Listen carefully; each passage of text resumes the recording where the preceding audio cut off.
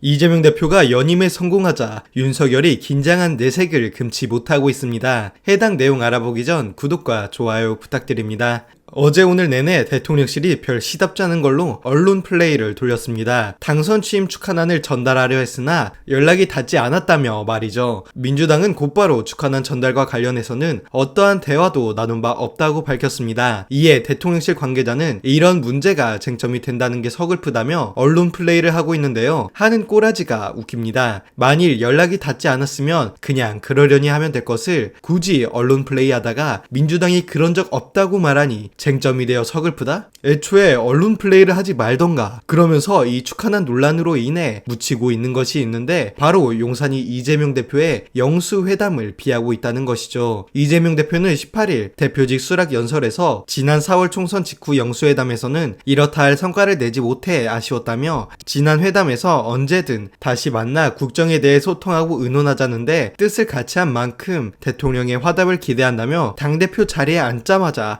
곧바로 영수회담을 요구했죠. 특히 최혜병특검법에 대해 허심탄회한 논의가 필요하다고 언급하기도 했습니다. 이에 윤석열 측은 국회 정상화가 먼저라며 사실상 거부 의사를 밝혔습니다. 당연히 싫겠죠. 두렵겠죠. 지난번 영수회담 때 이재명 대표에게 얼마나 호되게 당했습니까? 기자들을 퇴장시키고 비공개로 영수회담을 진행시키려 했을 때 이재명 대표가 기자들을 세우며 모두 발언을 이어나갔고 이재명 대표가 윤석열 면전에 최혜병 특검법이나 12구 참사 특별법 수용 요구를 하는 것이 생중계됐죠. 당시 윤석열 표정을 보면 당황한 표정이 꽤 볼만했는데요. 이번 영수회담에서도 자신에게 불리한 양상의 장면이 송출될까 두려워 영수회담을 피하려고 하는 것이겠죠. 이에 국민의힘 측은 곧바로 입장을 내며 오는 25일로 예정된 이재명 대표 그리고 한동훈의 회담을 전체 생중계하자고 제안했습니다. 그런데 이는 민주당이 기다리고 있는 내용이었고 결국 한동훈에게 자충수가 될 수밖에 없는 내용인데요. 해당 내용 빠르게 살펴보시죠. 대표 측의 입장에서는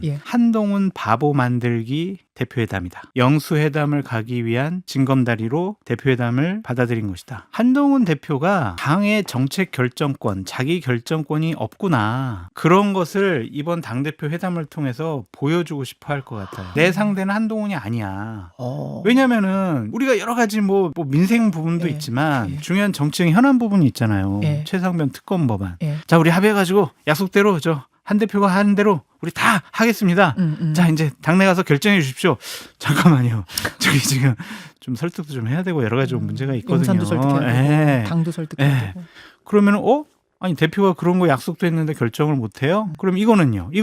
그러면은 잠깐만요. 좀 당에 가서 좀 우리 의총도 열어보고 좀 논의해 볼게요. 이렇게 할 수밖에 없는 상황이에요.